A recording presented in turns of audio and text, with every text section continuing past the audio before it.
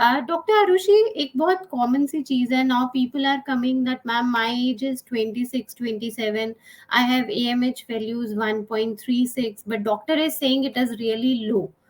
तो जहां तक मुझे लगता है कि इस एज में अगर हम एक अगर बात करें कि एक सपोर्ट देने की, अगर हम इस एज में किसी पेशेंट को ये बोलते हैं कि दिस इज रियली लो, तो it will definitely going to affect her. तो बट अगर ये वैल्यूज हैं तो आपके हिसाब से क्या है, इज इट रियली लो और we can definitely work on this? तो AMH अगर सबसे अच्छी, अगर हम देखेंगे प्रोज क्या है कॉन्स क्या है, मतलब कौन सी चीज हमें सक्सेस दे सकती है। First the best thing is age, she is very young 26, यानी जो भी हमें एग इनका बन रहा है उसकी क्वालिटी अच्छी। फिर आता है AMH लो है, हम AMH लो AMH को कंपेयर करेंगे AFC के साथ, क्या AFC ठीक है?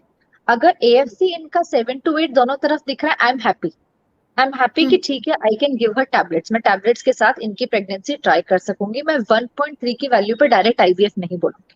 But in the back of my mind मेरे ये चलेगा कि 26 ईयर ओल्ड है और इनका AMH 1.3 क्यों हुआ, तो मैं जानना चाहूंगी कि क्या इनकी कभी कोई एंडोमेट्रियोसिस की सर्जरी हुई है, क्या इनका कोई एक तरफ का, बहुत सारे पेशेंट्स आते हैं ectopic pregnancy, post ectopic pregnancy के बाद जिनका AMH लो होता है, तो हम रीजन फाइंड आउट करेंगे कि क्यों लो AMH है। अगर कोई हमें रीजन नहीं मिलता, कोई ऐसा रिस्क फैक्टर नहीं मिलता, तो हम पेशेंट को एडजुवेंट्स तो दे ही सकते हैं, उसके साथ हम 3 to 4 cycles, all the factors are normal, हम अपनी टैबलेट्स के साथ ट्राई करना चाहिए।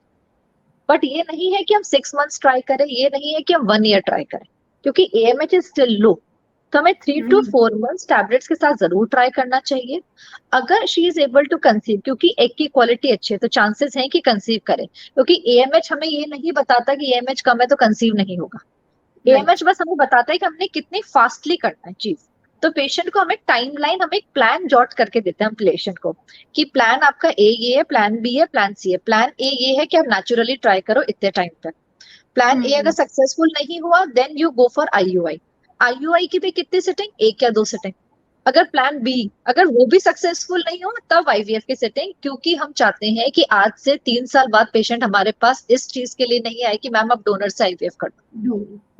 सो this is what we have to keep in mind. Overall picture देख के it is not as if 1.3 है तो पैनिक करें, क्योंकि emotional stress is the worst thing that you can give to patient.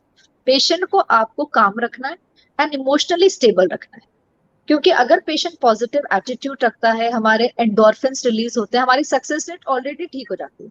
But अगर वो पैनिक की state में आएगा, अगर उसको हर विजिट पे लगेगा कि मैम एग कितने, एग कितने, एग कितने, तो उसका ऑलरेडी सक्सेस रेट कम हो जाएगा। And she 26 is, she is just a little girl, मतलब all the little right. So सबसे बड़ा, I think maybe we can say that 5-6 years back, even when I was undergoing my IVF treatments, तो हमें शायद पता ही नहीं था कि AMH होता क्या है। और आज पिछले 2-3 साल में इवन आप किसी छोटे टाउन की लेडी से भी अगर इंटरेक्ट कर रहे हैं, because we do have many calls daily, तो वो भी पहली उसमें वो बोलती हैं कि मैम मेरा AMH इतना है। तो एट टाइम्स हम लोग भी एकदम शॉक्ड होते हैं कि अच्छा इनको भी पता है AMH क्या है। सो हमें लगता है कि शायद राइट, हमारे अंडर ग्रेजुएशन पोस्ट ग्रेजुएशन में भी हमें नहीं पता था AMH क्या है, इनमें आके पता चला कि what AMH is. Right. So